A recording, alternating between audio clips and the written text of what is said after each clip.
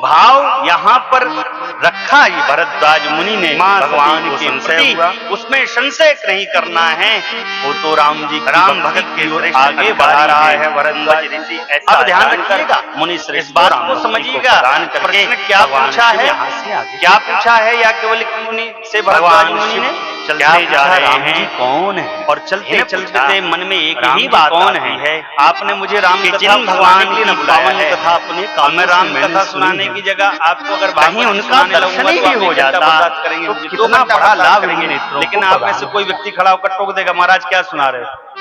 आपको तो राम कथा सुनाने के लिए बुलाए, बाबा जी सोच ही रहे। लेकिन श्रोता ने वक्ता से प्रश्न किया यहाँ पर राम के बारे में बताइए, निकले भगवान शिव। श्रोता के प्रश्न करने पर वक्ता सोचते ही जा रहे थे कि दंडकारण्य में परमात्मा भक्ति की राम कथा की प्रवेश द्वारिका है भगवान शिव की। मेरे नाथ का भगवान शिव की कथा को सुनाने के परमात्मा श्री अपना चले हैं भरद्वाज मुनि को या स्वरूप को नेत्रों में धरा। ये हम आप भी चले एक बार।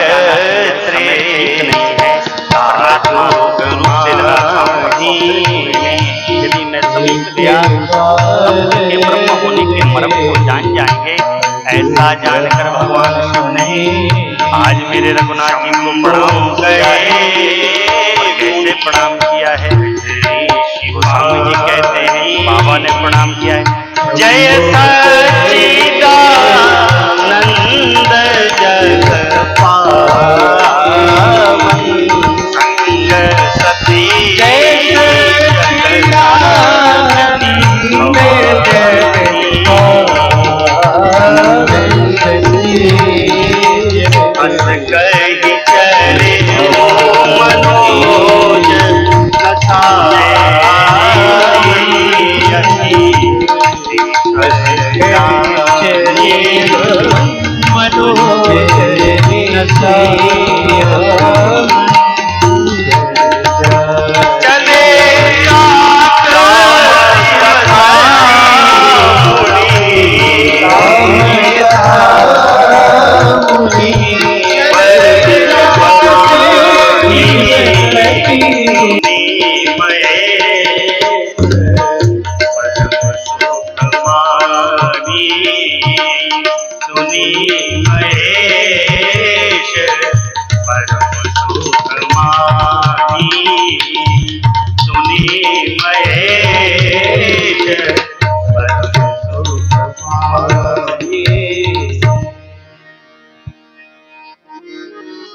याज्ञवल्क्य मुनि भरद्वाज मुनि से बोले, हे ऋषि श्रेष्ठ, एक बार त्रेता युग में भगवान शंकर जगत जननी मां सती के साथ श्री राम कथा को श्रवण करने के लिए कुंभज ऋषि के आश्रम पधारे, दक्षिण प्रदेश गोदावरी गंगा के निकट। अब ध्यान रखिएगा, यहां पर साथ में बाबा शिव के कौन हैं? परिचय बड़ा दिव्य बताया गोस्वामी जी ने, कोई साधारण साथ में नहीं है। संग सती जगत जननी भवानी, कोई साधारण साथ में नहीं जा रहा, भगवान शिव के जगत को उत्पन्न करने वाली मेरी मां सती जा रहे हैं। आज सारे संसार के ईश्वर मेरे द्वारे पर पधारे हैं, ऐसा जानकर ऋषि श्रेष्ठ अगस्त मुनि कुंभज ऋषि ने, भैया थोड़ा धीरे धीरे आप लोग बात करिए, पकड़ेगा। कुंभज ऋषि ने स्वागत सत्कार किया, पूछा महाराज ऐसी कृपा मेरे ऊपर किस कारण से आपने की? भगवान शिव ने कहा, हे ऋषि श्रेष्ठ, हम राम कथा को श्रवण करने के लिए आए हैं। कुंभज ऋषि अगस्त मुनि ने सोचा, अरे राम कथा सुनने मुझसे चले आए, जो स्वयं राम रस में डूबे हुए हैं, जो राम रस सबको बांट रहे हैं, वो आज मुझसे राम कथा सुनने आए हैं। लेकिन बार बार भगवान शंकर के निवेदन करने पर ऋषि श्रेष्ठ ने राम कथा को सुनाना प्रारंभ किया। भगवान शंकर ने कहा, नहीं ऋषि श्रेष्ठ, मर्यादा का निर्वहन करिए। आप वक्ता हैं इसलिए आप ऊंचे स्थान पर बैठेंगे, हम श्रोता हैं इसलिए हम नीचे स्थान पर बैठेंगे। व्यासपीठ पर आसीन कराया है कुंभज ऋषि को, और व्यासपीठ पर कुंभज ऋषि को आसीन देने के पश्चात भगवान शंकर मां सती के साथ नीचे बैठ गए। अब भगवान शंकर का मन तो कथा में लगने लगा, लेकिन गड़बड़ हो गया मां सती के साथ। मां सती सोचने लगी, बताओ इनसे कथा सुनने बाबा चले आए, जो वक्ता स्वयं अपने यजमान की पूजा कर रहा है वो क्या कथा सुनाएगा। इसका मतलब बाबा तो सबसे बड़े ज्ञानी हैं ही हैं। अब बाबा से बड़ा ज्ञानी क्या हो सकता है, ये कौन से ज्ञानी, तो बाबा तो मेरे प्रीतम है, जब चाहूंगी तो सुन लूंगी। थोड़ा सा संशय आए है साहब जीवन को नष्ट कर देता। एक दीमक ही काफी होती है खोखला करने के लिए, वही दीमक दीमक बनाती चली जाती है। ध्यान लगी रखिएगा, इस बात का सूत्र जीवन में बनाकर चलिएगा। शरीर को रोग लगेगा, शरीर के रोग का निदान करने के लिए हॉस्पिटल में मेडिकल स्टोर में दवाई है, लेकिन यदि मन को रोग लग जाएगा तो इस मन को सही करने की कोई दवाई अभी तक बनी नहीं है। और संशय एक ऐसा रोग है जो तन को नहीं लगता, ये मन को लगता है। और संशय यदि एक बार जीवन में उत्पन्न हो गया तो फिर आप किसी के प्रति प्रीति का वर्णन नहीं कर सकते। उदाहरण के लिए गोविंद जी हारमोनियम बजा रहे हैं, करण जी तबला बजा रहे हैं, ये हमारे साथ शुरुआत से कथा यात्रा में है। अब यदि मेरा थोड़ा सा भी संशय इनके बजाने के प्रति उत्पन्न हो जाएगा तो पूरी कथा भर हम डिस्टर्ब रहेंगे, पूरी कथा भर। पता नहीं कैसा बजाएं, हमारे मन से बजाएंगे कि नहीं बजाएंगे, हमारा मन कथा की जगह इनके बजाने में चला जाएगा। और यदि हमारा मन कथा से भटक गया तो फिर हो गई कथा। जिस प्रकार मेरे मन में थोड़ा सा संशय आने से मेरा मन कथा से हट सकता है, उसी प्रकार यदि जीव के जीवन में भगवंत के प्रति थोड़ा सा भी संशय उत्पन्न हो जाएगा तो भगवान से सात्विक प्रेम उसका बढ़ नहीं सकता। मां सती को थोड़ा सा संशय याज्ञवल्क्य मुनि कुंभज मुनि के प्रति हुआ और परिणति देखिए, कथा हुई 9 दिन तक। 9 दिन तक भगवान शंकर ने ही कथा को सुना, मां सती का मन कथा में लगा ही। 9 दिन में एको मां नहीं समझ पाई। कथा पूरी हुई, दक्षिणा स्वरूप पूछा है भगवान शंकर ने कुंभज ऋषि से कि मुनि श्रेष्ठ हम आपको क्या दक्षिणा दे दें, क्योंकि आपने तो हमको कथा सुनाई है। कुंभज ऋषि ने हाथ जोड़ ली और कहा, हे प्रभु देना है तो राम जी की भक्ति ही हमें प्रदान कर दीजिए, राम जी की भक्ति ही मुझे दे दीजिए। राम जी की भक्ति के श्रेष्ठ अधिकारी हैं, योग्य हैं, ऐसा जानकर भगवान शंकर ने कुंभज ऋषि को राम जी की भक्ति प्रदान कर दी। और राम जी की भक्ति देने का जो टेंडर है ना, वो भगवान शंकर के पास ही है। राम जी की भक्ति यदि चाहिए या किसी को तो भगवान शंकर से प्रेम करना पड़ेगा। और जब तक भगवान शंकर से प्रेम नहीं होगा तब तक राम जी की भक्ति आपको प्राप्त ही नहीं हो सकती। और जब उन्होंने व्याख्यान में भगवान अवधपुर वासी से कहते हैं,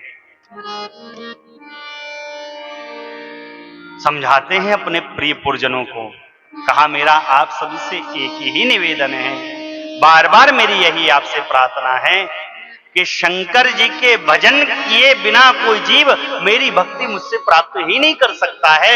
यदि उस जीव को मेरी भक्ति चाहिए है तो उसे भगवान शंकर का भजन करना ही होगा। कई लोग इतना द्रोह रखते हैं, इतना द्रोह रखते हैं। भगवान शंकर के श्रेष्ठ भगत हैं, केवल भगवान शिव का ही नाम लेंगे, राम जी का नाम नहीं लेंगे। गलत बात। राम जी का ही नाम लेंगे, शिव जी का नाम नहीं लेंगे, गलत बात। जो श्रेष्ठ सेव्य है वही श्रेष्ठ वैष्णव बन सकता है, जो श्रेष्ठ वैष्णव है वही श्रेष्ठ सेव्य बन सकता है। और भगवान शंकर जैसा क्या कहना।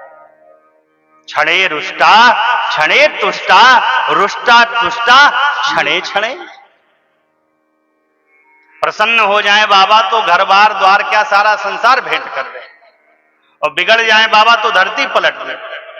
लेकिन उनकी नाराजगी भी क्षण भर की रहती है। एक बार एक चोर भगवान शंकर के मंदिर पर चोरी करने के विचार पर चला गया। उसे पता चला कि भगवान शंकर के लिंग स्वरूप के ऊपर एक स्वर्ण का घंटा लगा हुआ। तो उसने विचार बनाया कि छोटी मोटी चोरी तो बहुत हमने कर ली, अब क्यों नहीं बड़ी चोरी कर लिया जाए। और ऐसा जानकर भगवान शंकर के शिवालय में प्रवेश किया।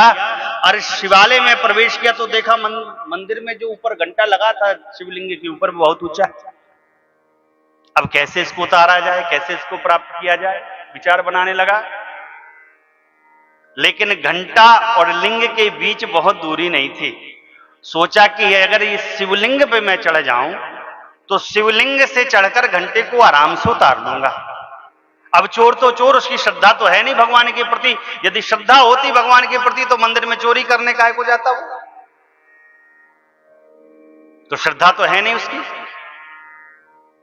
तो चढ़ा शिवलिंग के ऊपर, और शिवलिंग के ऊपर चढ़कर भगवान शंकर के ऊपर चढ़कर घंटा उतारने लगा। इतने में भगवान शंकर प्रकट हो गए। कहा भैया आज तक लोग मुझ पर जल चढ़ाते रहे, आज तक लोग मुझ पर धतूरा चढ़ाते रहे, आज तक लोग मुझ पर बेलपत्र चढ़ाते रहे। तुम मेरे पहले ऐसे भक्त हो जिसने सर्वस्व ही अपने आप को चढ़ा दिया। तुमसे मैं बड़ा प्रसन्न हूं। बोलो क्या मांगते, क्या चाहते।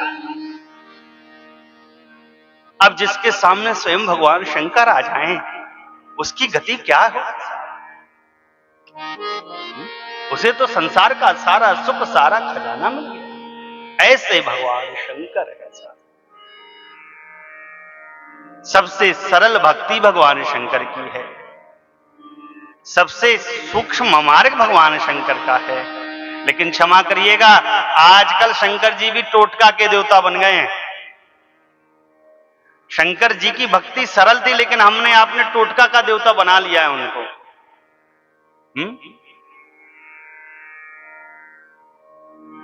भक्त का यह स्वभाव नहीं है। ध्यान रखिएगा, भक्त वो है जो अपने भगवान को किसी कार्य को कराने के लिए बाध्य नहीं करता है।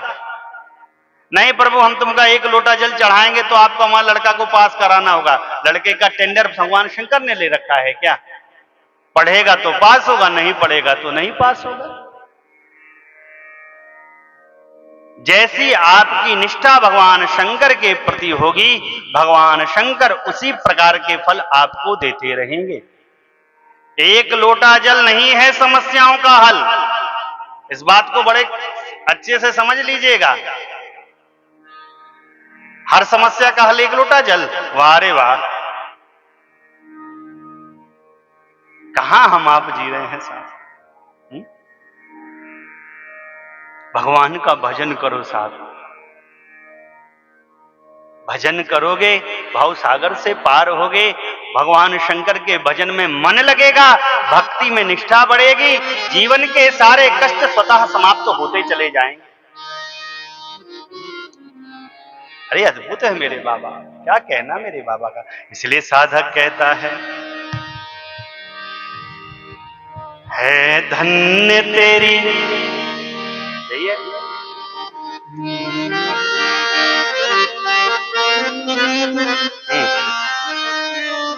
आइए थोड़ा सा स्मरण करते हैं मेरे बाबा का स्वभाव कैसा, स्वरूप कैसा है। धन्य तेरी माया जग में ओ दुनिया के रखवाले, शिव शंकर डमरू वाले, मेरे बाबा भोले वाले, शिव शंकर डमरू वाले, मेरे बाबा भोले वाले।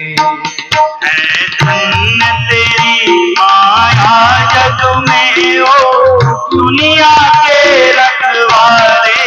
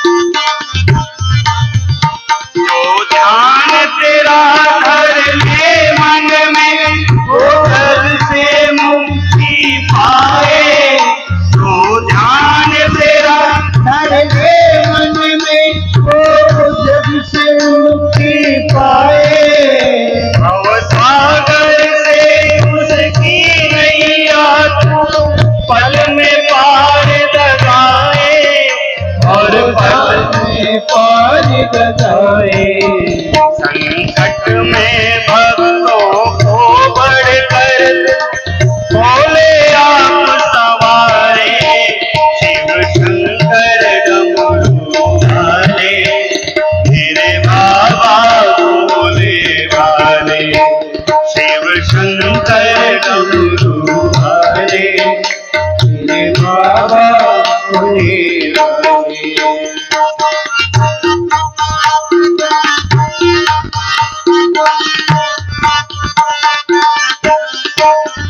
है कोई नहीं इस दुनिया में तेरे जैसा मर्दानी, है कोई नहीं इस दुनिया में तेरे जैसा मर्दानी। सुमिरन करते नाम तेरा सब संत ऋषि और ज्ञानी, सुमिरन करते नाम तेरा सब संत ऋषि और ज्ञानी, सब संत ऋषि और ज्ञानी। ना जाने किस पर खुश होकर तू क्या से क्या दे डाले, शिव शंकर डमरू वाले मेरे बाबा भोले भाले, शिव शंकर डमरू वाले मेरे बाबा भोले भाले।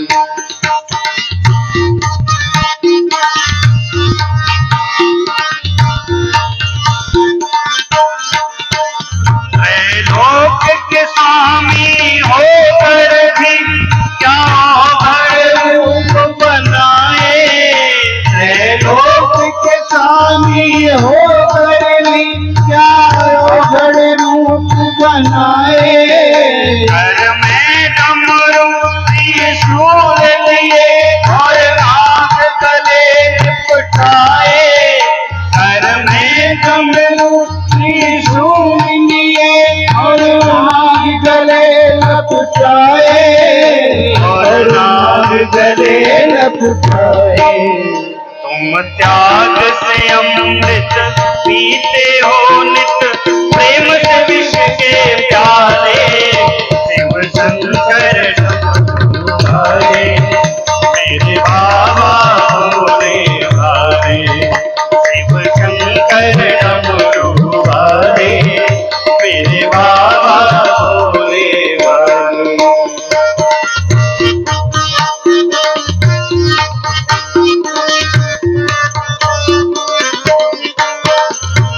खंडित करने कामदेव जब इंद्रलोक से आया, तब खंडित करने कामदेव जब इंद्रलोक से आया, और साथ पे अपना काम बाण तुम पर वो मूर्ख चलाया, और साथ के अपना काम बाण मूर्ख चलाया, और तुम पर मूर्ख चलाया।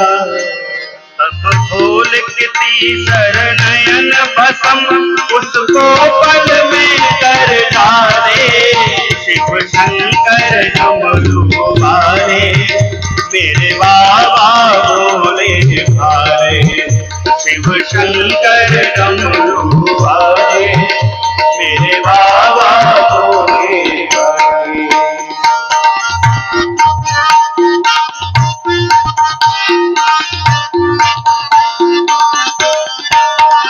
जब चली कालिका क्रोधित हो अक्बर और खड़ग उठाए, जब चली कालिका क्रोधित हो अक्बर और खड़ग उठाए, अब हाहाकार मचा जग में सब सुर और नर घबराए, अब हाहाकार मचा जग में सब सुर और नर घबराए, सब सुर और नर घबराए। तुम बीच डगर में सो करके शक्ति देवी हर डाले, मेरे बाबा भोले भाले, शिव शंकर डमरू वाले मेरे बाबा भोले भाले। है धन्य तेरी माया जग में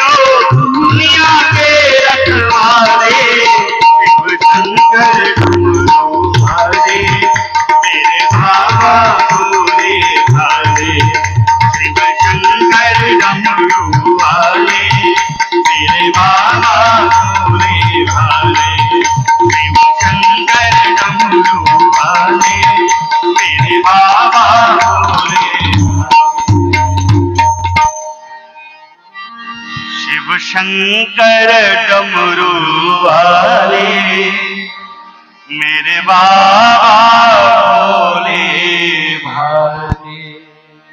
क्षणे रुष्टा क्षणे तुष्टा रुष्टा तुष्टा क्षणे क्षणे, ये भगवान शिव का स्वभाव है।